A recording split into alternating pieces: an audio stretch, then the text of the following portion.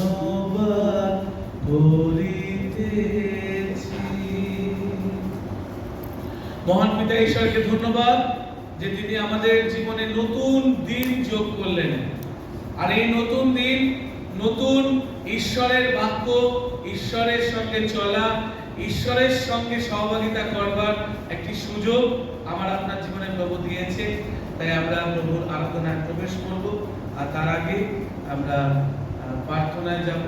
এই সময় রেভারেন্ড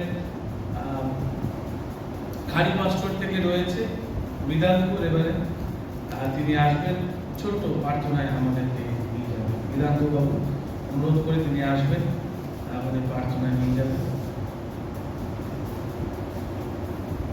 ঈশ্বর পিতা, পুত্র, পবিত্র আত্মার নামে তোমায় ধন্যবাদ দিই পিতা ঈশ্বর। আজকের আমরা যারা যারা এখানে উপস্থিত আছি, তোমার সেই বাক্য, সেই দর্শন তুমি আমাদের প্রত্যেকের জীবনে দান করেছ। আজকে আরেকটা দিন আমরা সময় পেলাম, সবাইকে তুমি সুস্থ সবল রেখেছ এবং যতটুকু অসুস্থ তোমার বাক্যের মাধ্যমে আমরা সুস্থ আরোগ্য পেয়েছি, তার জন্য ধন্যবাদ দিই। আজকে আরেকটা দিন সময় আমাদের সাথে যোগ করলে, আর আজকের দিনে কি বাক্য থাকবে, কি রকম থাকবে, সেই আশীর্বাদ আমাদের প্রত্যেকের জীবনে করো। তোমার বাক্য আমাদের আরোগ্য দান, শান্তি এবং সমস্ত কিছু দিয়ে আমাদের তুমি শূন্য থেকে অনেক ভরপুর, তুমি আমাদের সাক্ষস্থলী, আমাদের সমস্ত দেহ দিয়ে তোমার বাক্য দিয়ে ভরপূর্ণ করে দাও। তার জন্য তোমায় মহান নামে ধন্যবাদ দিই। এই প্রার্থনা প্রভু যিশু তোমারই নামে চাই, আমেন। আসুন আমরা আরাধনায় প্রবেশ করি। আনন্দ করো প্রভুতে সদা, আবার বলি আনন্দ করো, আনন্দ করো প্রভুতে সদা, আবার বলি আনন্দ করো। আনন্দ আনন্দ আবার বলি আনন্দ করো, আনন্দ আনন্দ আবার বলি আনন্দ করো, আনন্দ করো প্রভুতে সদা, আবার বলি আনন্দ করো। তিনি যুগ পর্যায়ে রাজা, অক্ষয় অদৃশ্য, তিনি যুগ পর্যায়ে রাজা, অক্ষয় অদৃশ্য, একমাত্র ঈশ্বর, যুগ পর্যায় যুগে যুগে, একমাত্র ঈশ্বর, যুগ পর্যায় যুগে যুগে, তাহার সমাদর মহিমা আমেন আমেন আমেন, তাহার সমাদর মহিমা আমেন আমেন আমেন। কেমন শক্তিমান প্রভু, হালেলুয়া, যাবে আমরা সেবা করি, হালেলুয়া, কেমন শক্তিমান প্রভু, হালেলুয়া, যাকে আমরা সেবা করি, হালেলুয়া, স্বর্গমত জপে নাম, দূতেরা করে প্রণাম, কেমন শক্তিমান প্রভু, তাহার নাম যিশু, যিশু, যুগে হয় নমস্কার, ভাঙা হৃদয় তুলেছে, গভীর বাঁধন খুলেছে, তিনি চিরদিনের মুক্তি এনেছে। ঈশ্বরের আরাধনা গৌরব আমরা যতক্ষণ না হাততালি দিয়ে আনন্দের সঙ্গে করছি, ততক্ষণ এই আরাধনার মূল্য থাকে না। সৃষ্টিকর্তা, তিনি আমাদের ভালোবাসেন, আমাদের পরিবারকে ভালোবাসেন। আমাদের জীবনে দুঃখ আসে, হতাশা আসে, রোগ আসে, কিন্তু স্থায়ী হয় না, কারণ ঈশ্বরের পরিকল্পনায় আমরা প্রত্যেকে যাজক। Hallelujah, amen. ঈশ্বরের পরিকল্পনায় আমরা মনোনীত ঈশ্বরের রাজ্য বিস্তার করার জন্য। তাই আসুন আমরা আনন্দের সঙ্গে গান করি।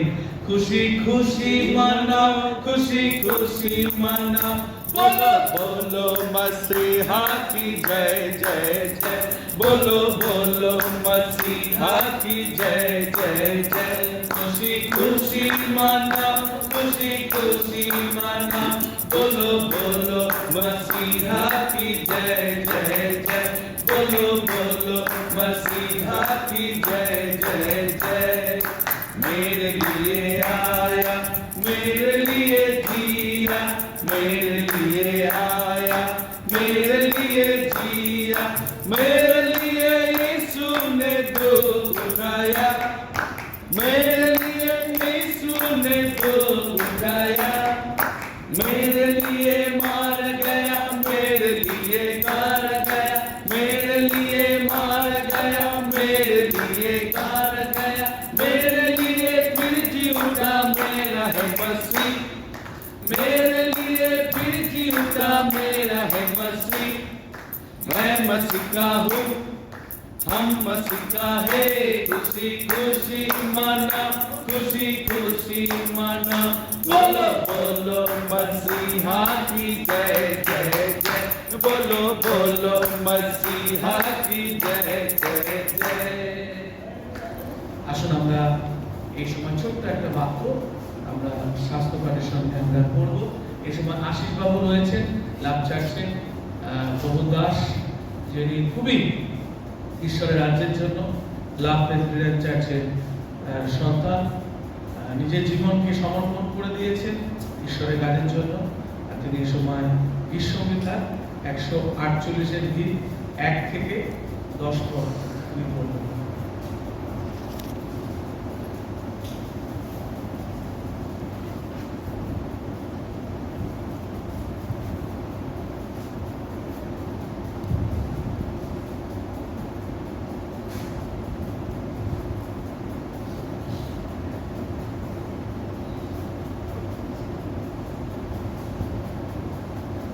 প্রভুকে অশেষ ধন্যবাদ যে তার সুন্দর বাক্য পাঠ করবার সুযোগ করে দিয়েছেন। আমরা পাঠ করব গীতসংহিতা 148 সের গীত 1 থেকে 10 পদ। তোমরা সদাপ্রভুর প্রশংসা করো, স্বর্গ হইতে সদাপ্রভুর প্রশংসা করো, ঊর্ধ্বস্থানে তাহার প্রশংসা করো। হে তাহার সমস্ত দূত, তাহার প্রশংসা করো। হে তাহার সমস্ত বাহিনী, তাহার প্রশংসা করো। হে সূর্য ও চন্দ্র, তাহার প্রশংসা করো। হে দীপ্তিময় সমস্ত তারা, তাহার প্রশংসা করো। হে স্বর্গের স্বর্গ, তাহার প্রশংসা করো। হে আকাশমণ্ডলে ঊর্ধ্বস্থ জলসমূহ, তোমরাও তাহার প্রশংসা করো। ইহারা সদাপ্রভুর নামে প্রশংসা করুক, কেননা তিনি আজ্ঞা করিলেন আর ইহারা সৃষ্টি হইল। তিনি চিরকালের জন্য তাহাদেরকে স্থাপন করিয়াছেন। তিনি এক বিধি দিয়াছেন, কেহ তাহা উলঙ্ঘ করিবে না। পৃথিবী হইতে সদাপ্রভুর প্রশংসা করো। এর প্রকাণ্ড জলচর সকল ও সমস্ত জলধি, অগ্নি ও শিলা, তুষার ও বাষ্প, তাহার বাক্য সাধক, প্রচণ্ড বায়ু, পর্বত রাশি ও সমস্ত উপপর্বত, ফলের বৃক্ষ রাজি ও সমস্ত এরস বৃক্ষ, বন্য পশুগণ ও সমস্ত গৃহপালিত পশু ও সর্ষিক ও উৎকীর্ণমান পক্ষী সকল তাহার প্রশংসা করি। আমেন।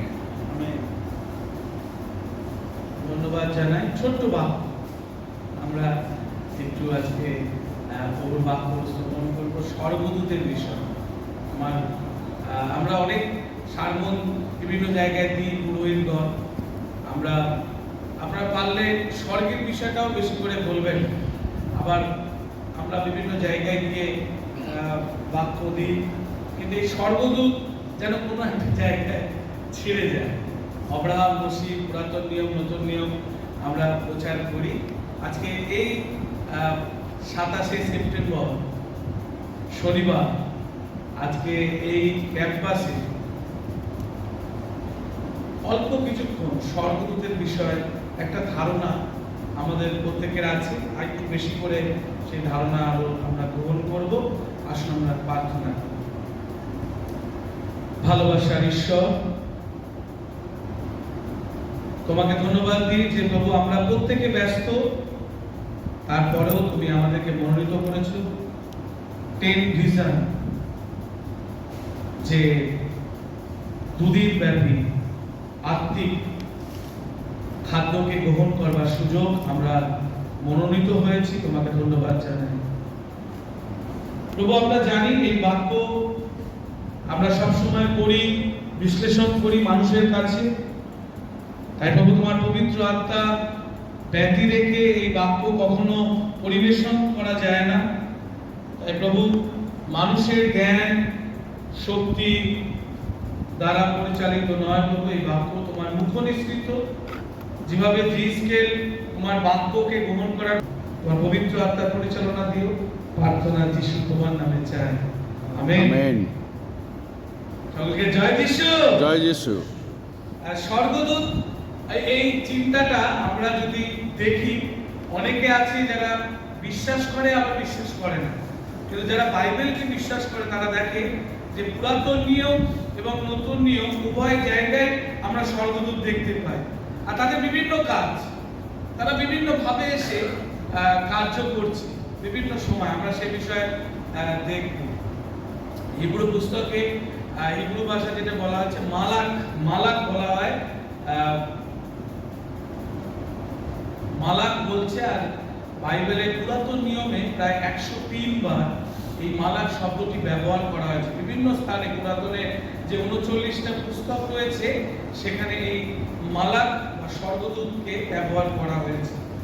আর নতুন নিয়মেও আমরা যদি দেখি অ্যাঞ্জেলস বলছে, এই নতুন নিয়মে 27টা পুস্তকের বিভিন্ন পুস্তকের মধ্যে, 27টা পুস্তক নয় কিন্তু বিভিন্ন পুস্তকের মধ্যে অ্যাঞ্জেলস, যেটা ইংলিশে আমরা বলছি, সেটাও আমরা দেখতে পাই যে 175 বার এই শব্দটা ব্যবহার হয়েছে। এত গুরুত্বপূর্ণ স্বর্গদূত।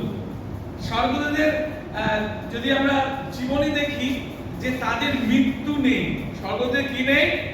মৃত্যু নেই।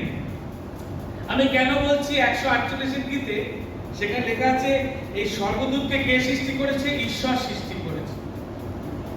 এরা বিবাহ করে না, এদের বিভিন্ন কাজ আছে। এটা দুদলে বিভক্ত, একটা হচ্ছে প্রেরণ করা, একটা প্রেরণ না করা। অর্থাৎ স্বর্গে থাকে, আর প্রেরণ করলে সেটা এরা কোথায় থাকে না পৃথিবীতে বিভিন্ন প্রান্তে তারা ব্যবহৃত হয়।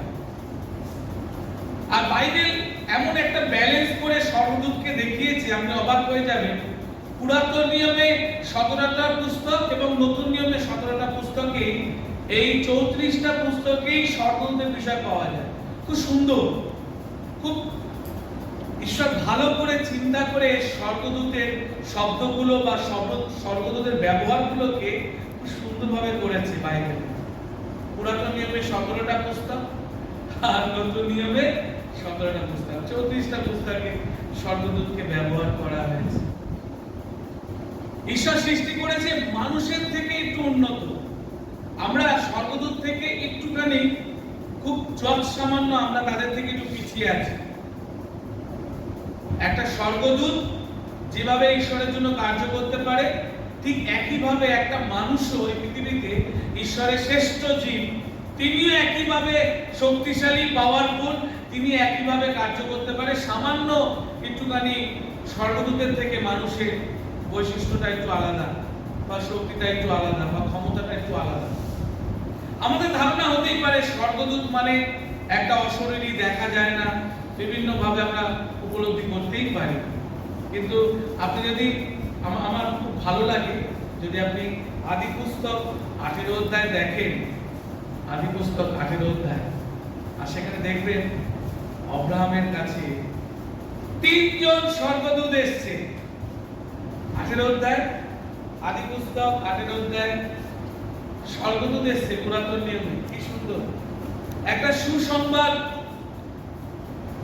দেওয়ার জন্য এসেছে।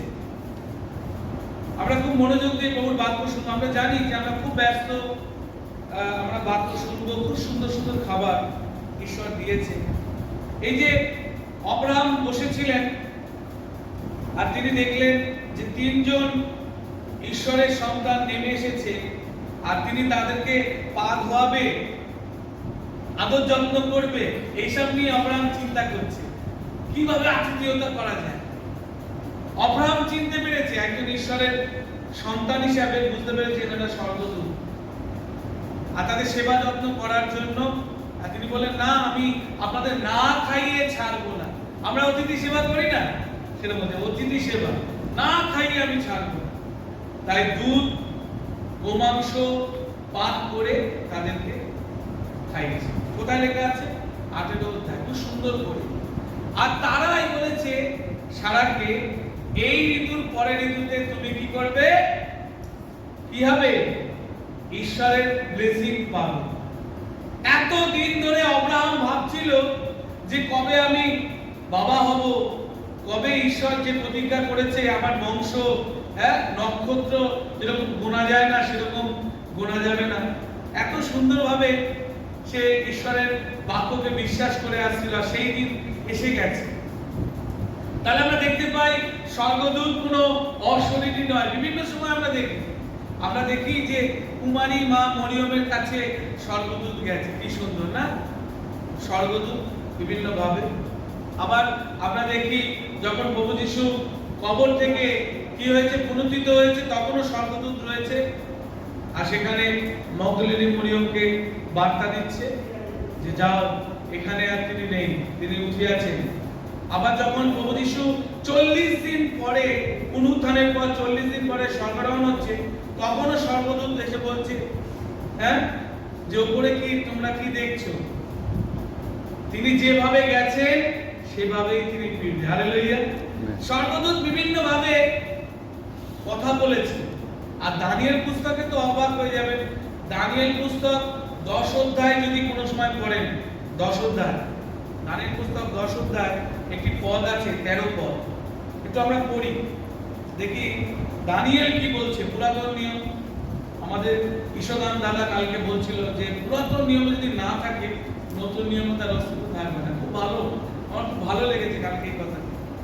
তা সেরকম আমরা দেখি দানিয়েল পুস্তক তার 10 অধ্যায়, একটুখানি আর সামান্য একটুখানি সময় নেব, তারপর আমরা শেষ করবো। দানিয়েল পুস্তক 10 অধ্যায় 13 পদ যদি কেউ পড়েন দেখবেন সেখানে একটা স্বর্গদূতের কথা বলা হয়েছে। পড়ি, আমরা একটুখানি পড়ে দিই জোরে। কিন্তু পারস্যরাজ অধ্যক্ষ 21 দিন পর্যন্ত আমার প্রতিকূলে দাঁড়াইলেন।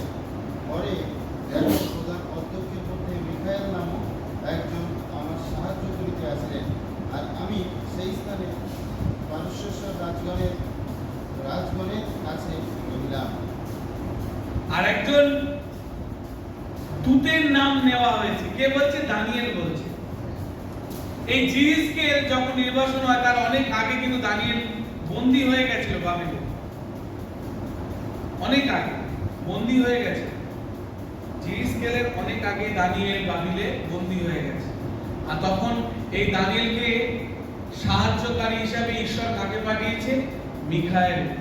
ইনি হচ্ছে পৃথিবীর এবং স্বর্গ যত স্বর্গদূত যাতায়াত করে বা ঈশ্বরের সেবা কার্য করে, সেই স্বর্গদূতের অধ্যক্ষ, সব থেকে বড় প্রধান, তার নাম হচ্ছে মিখায়েল। এই মিখায়েল স্বর্গদূত তার শেষ নাগের সঙ্গে, পুরা নতুন নিয়মে প্রকাশিত বাক্যে রয়েছে, তিনি যুদ্ধ করছেন। আর তিনি সমস্ত দূতের হচ্ছে প্রধান, সমস্ত দূতের মধ্যে তিনি হচ্ছে অধ্যক্ষ। তাই আমরা, ঈশ্বর আমাদেরকে মনোনীত করেছে, ঈশ্বর আমাদেরকে ভালোবাসেন, ঈশ্বর চান যাতে আমরা স্বর্গদূত যেভাবে বিভিন্ন জায়গা বিভিন্ন স্থানে ঈশ্বর তাদেরকে ব্যবহার করছে, আমরাও একইভাবে যেন ব্যবহৃত হতে পারি। গতকালকে আমাদের খুব ভালো লাগছিল যখন প্রার্থনা হচ্ছিল, আমরা প্রত্যেকে কিন্তু হাঁটু গাড়ছিলাম, যেরকম বলছিল, আমরা কিন্তু প্রত্যেকে একটা ফিলিংস পেয়েছি। হালেলুয়া। প্রত্যেকে আমরা কিন্তু একটা ঈশ্বরের অনুগ্রহ উপলব্ধি করেছি। কেউ বলতে পারবে না, এখানে যে কজন আমরা বসে আছি, কেউ বলতে পারবে না না না এরকম হয়নি, এরকম হতেই পারে না। একটি কথা, শেষ বাক্য আমরা পড়ি 1 করিন্থীয় তার 6:3 পদ, আর সেখানে খুব সুন্দর কথা লেখা আছে। 1 করিন্থীয় 6:3 পদ বলছে, তোমরা কি জানো না যে আমরা দূতগণের বিচার করিব? ইহজীবনে সংক্রান্ত বিষয় তো সামান্য কথা। মানুষকে যে ঈশ্বর কত বড় স্থানে রেখেছে তার প্রমাণ হচ্ছে সাধু পৌলের পত্র করিন্থীয় মণ্ডলীর প্রতি এই 6:3 পদ। সামান্য ব্যাপার নয়, কিন্তু ঈশ্বর তার সন্তানের মধ্যে দিয়ে দেখাচ্ছে যে স্বর্গদূত অনেক বড় বড় কার্য করছে, পুরাতন নিয়ম নতুন নিয়ম, তোমরাও এর থেকে বড় বড় কার্য করবে। শুধু আমার উপর নির্ভর করো, আমার পথে চলো, আমি তোমার পথকে কি করব? মসৃণ করব। হালেলুয়া। উঁচু নিচু যা আছে, তাড়না রয়েছে সুসমাচার প্রচারের ক্ষেত্রে, কাজ করার ক্ষেত্রে বাধা রয়েছে, কিন্তু যদি ঈশ্বর সহায় থাকে তাহলে আমাদের এই যাজক সন্তানদের, এই পুরোহিতগণকে ঈশ্বর এমন ভাবে ব্যবহার করবে যা নতুন মানুষ, নতুন আত্মা, মনোনীত, ঈশ্বরের মনোনীত, তাদের কাছে পৌঁছাতে সাহায্য করবে। ঈশ্বর আমাদেরকে ব্যবহার করবে, ঈশ্বর আমাদেরকে সাহায্য করবে, আর ঈশ্বর আমাদেরকে পরিচালনা করবে। হালেলুয়া। ঈশ্বর তার আপনাকে আশীর্বাদ করুক। Amen, amen, amen, amen. আসুন আমরা গান করি। কেন না গো বড় জাতি, এমন নিকটবর্তী ঈশ্বর আছে, যেমন আমাদের ঈশ্বর সদা প্রভু, যেমন আমাদের ঈশ্বর সদা প্রভু। কেন না গো বড় জাতি, এমন নিকটবর্তী ঈশ্বর আছে, যেমন আমাদের ঈশ্বর সদা প্রভু, যেমন আমাদের ঈশ্বর সদা প্রভু। যখনই আমরা তাহাকে ডাকি, তিনি নিকটবর্তী, তিনি নিকটবর্তী। কেন না গো বড় জাতি, এমন নিকটবর্তী ঈশ্বর আছে, যেমন আমাদের ঈশ্বর সদা প্রভু, যেমন আমাদের ঈশ্বর সদা প্রভু। আমরা আজকে প্রোগ্রামের জন্য প্রার্থনা করব। আজকে আমাদের মহামান্য right reverend doctor Paritosh Canning মহাশয়ের জন্য প্রার্থনা করব। আমাদের রেভারেন্ড ডক্টর সুখীর রয়, যাদের পরিচালনা, রাইট রেভারেন্ড ডেভিড রয় মহাশয়, যাদের সুপরিচালনার মধ্য দিয়ে আমরা এই 2 দিন ব্যাপী আত্মিক ভোজন গ্রহণ করছি। এবং আজকেই আমরা অনেকে বাড়ি ফিরে যাব, অনেক হয়তো থাকবো, যেন নিরাপদ নির্বিঘ্নে আমরা আজকের প্রোগ্রাম শেষ করে আমরা বাড়ি পৌঁছাতে পারি, তার জন্য। আর বিভিন্ন যারা সহযোগিতা করছে, যারা খাবার দিচ্ছে, যারা আমাদের জন্য সুন্দর, যিনি কোরিয়ান থেকে যে টিম এসছে, নামসু কি নাম, নামসু চুচই, সুচয় নাম শোনা, তার জন্য প্রার্থনা করব। এ সময় ঈশান বাবু, পাস্টার বাবু রয়েছে, আর যিনি আমাদের শেষ প্রার্থনায় আমাদেরকে নিয়ে যাবেন, বিশেষ করে যিনি আমাদের বাক্য দিচ্ছেন, যারা পরিবেশন করছেন, যারা নেতৃত্ব দিচ্ছেন, আমাদের সমস্ত লিডারদের, আমাদের বিশপ মশাই রয়েছে, রেভারেন্ড সুব্রত চক্রবর্তী মহাশয়, আমাদের ব্যারাকপুর ডায়াসিসের বিশপ মহাশয়, তিনিও আমাদের বিভিন্নভাবে সহযোগিতা করছেন, তার জন্য বিশেষ এবং আমাদের পুরোহিত ভাইদের জন্য প্রার্থনা। স্বর্গের জীবন্ত ঈশ্বর প্রভু যিশু, তোমার ধন্যবাদ করি, তোমার গৌরব, তোমার প্রশংসা করি। সুন্দর মুহূর্ত প্রভু, নতুন একটি দিন আমাদের জীবনের সঙ্গে তুমি যোগ করেছো, সুনিদ্রা দান করেছো, সেই জন্য তোমার যিশু নামে, পবিত্র নামে ধন্যবাদ করি। আমরা পাপী মানুষ প্রভু, তার সত্ত্বেও তুমি আমাদেরকে এত ভালোবাসছো, তুমি আমাদেরকে অনুগ্রহ করেছো, দয়া করেছো, আমাদের সকল অপরাধ তুমি ভুলে গিয়েছো। আমাদের সকল অপরাধের জন্য প্রভু তুমি ক্রুশে মৃত্যুবরণ করেছো, আমাদেরকে তোমার রক্তে স্নান করিয়েছো, তোমার রক্তে ডুবিয়েছো, নতুন সৃষ্টি করেছো, তোমাকে ধন্যবাদ দিই। আজকে এই সুন্দর সুবর্ণ সুযোগ আমাদের জীবনে দান করেছো, যখন আমরা তোমার বাক্য শিক্ষা লাভ করার জন্য এখানে মিলিত হয়েছি।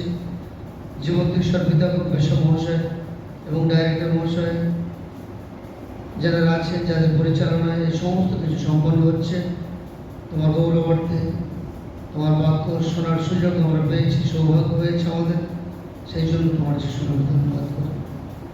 জীবন্ত ঈশ্বর পিতা, তোমার যে সন্তানকে তুমি সেই কোরিয়া থেকে নিয়ে এসেছ, তোমার পবিত্র দর্শনে তুমি তাকে ভূষিত করেছ, এবং সেই দর্শন যা তুমি তাকে দিয়েছ, সেই দর্শন আমাদের সঙ্গে ভাগ করে নিয়েছি প্রভু, সেই জন্য তোমাকে ধন্যবাদ। জীবন্ত ঈশ্বর পিতা, আজকে যে সমস্ত প্রোগ্রামসগুলো আছে, সমস্ত বিষয়ের উপরে তোমার আশীর্বাদ দাও, তোমার অনুগ্রহ দাও, তোমার ভালোবাসা দাও প্রভু, এবং তোমার আত্মায় পরিপূর্ণ করো সকলকে, যেন আমরা নিজেদের জীবনে তোমার উপস্থিতিকে অনুভব করি।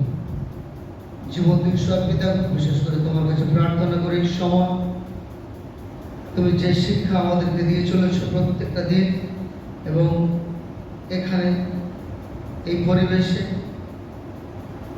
সেই তোমার স্বপ্ন দর্শনগুলোকে যেন আমরা আমাদের মণ্ডলীকে শিক্ষা দিতে পারি, মণ্ডলীগুলিকে গেঁথে তুলতে পারি, যেন প্রত্যেকটা মণ্ডলী তোমার যিশু নামে বৃদ্ধি লাভ করে। আমরা যে যেখান থেকে এসেছি প্রভু, প্রত্যেকজনকে আশীর্বাদ করো, প্রত্যেকের মধ্য দিয়ে তুমি গৌরবান্বিত হও, মহিমান্বিত হও, উচ্চীকৃত হও। প্রত্যেকটি পরিবারকে আশীর্বাদ করো, প্রত্যেকটি মণ্ডলীর বিশ্বাসী ভাই বোনকে আশীর্বাদ যুক্ত করো প্রভু, যেন আমরা এক পরিবার হয়ে একসঙ্গে তোমার কার্যকে আগিয়ে নিয়ে যেতে সমর্থ হই। জীবন্ত ঈশ্বর পিতা, সমগ্র খ্রিস্টান ভাই বোনদের জন্য প্রার্থনা করি। ভারতবর্ষের, বিশেষ করে ভারতবর্ষে যে সমস্ত অত্যাচারগুলো হচ্ছে তুমি জানো পিতা, সেই অত্যাচারগুলোর হাত থেকে তুমি তোমার সন্তানদেরকে রক্ষা করো, অনুগ্রহ করো, সাহায্য করো পিতা। সারাদিনের ভার তুমি নাও, যে সমস্ত কার্য আছে তোমার গৌরবার্থে তুমি আমাদেরকে তা করতে সাহায্য করো। ঈশ্বর পিতা, পুত্র, পবিত্র আত্মার নামে এই প্রার্থনা করি, আমেন। আমরা প্রভু সেখানে প্রার্থনা করি, সকলে চোখ বন্ধ করি। হে আমাদের স্বর্গস্থ পিতা, তোমার নাম পবিত্র বলিয়া মান্য হোক, তোমার রাজ্য আসুক, তোমার রাজ্য পরীক্ষাতে আনো না, কিন্তু মন্দ রক্ষা করো, রাজ্য ভরা করো, যুগে যুগে তোমারই হোক, আমেন। আমরা উঠে দাঁড়িয়ে প্রশংসা গীত গাই, প্রশংসা গীত সকলে উঠে দাঁড়াই নিজেদের স্থানে, নিজেদের বিছানাতে। প্রশংসা দয়াল ঈশ্বরে প্রশংসা ভাবে সপ্তাহে প্রশংসা দিব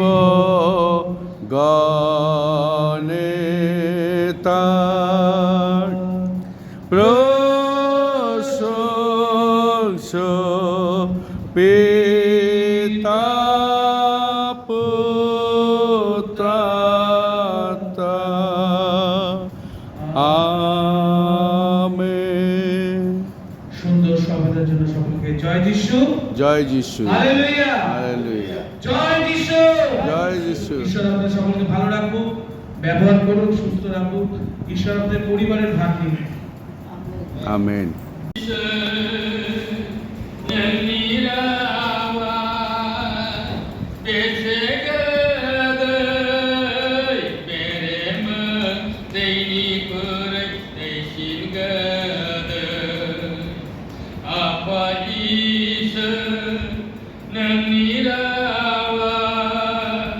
Hãy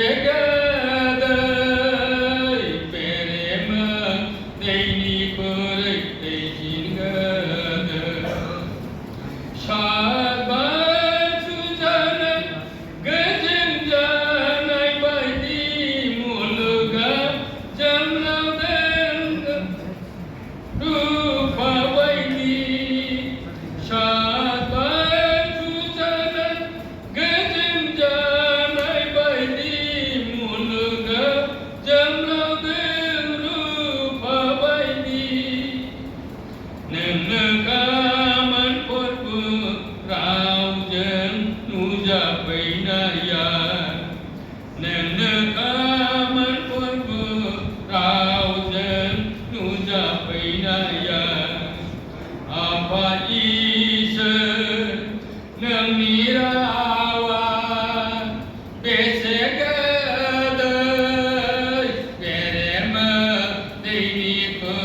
bỏ lỡ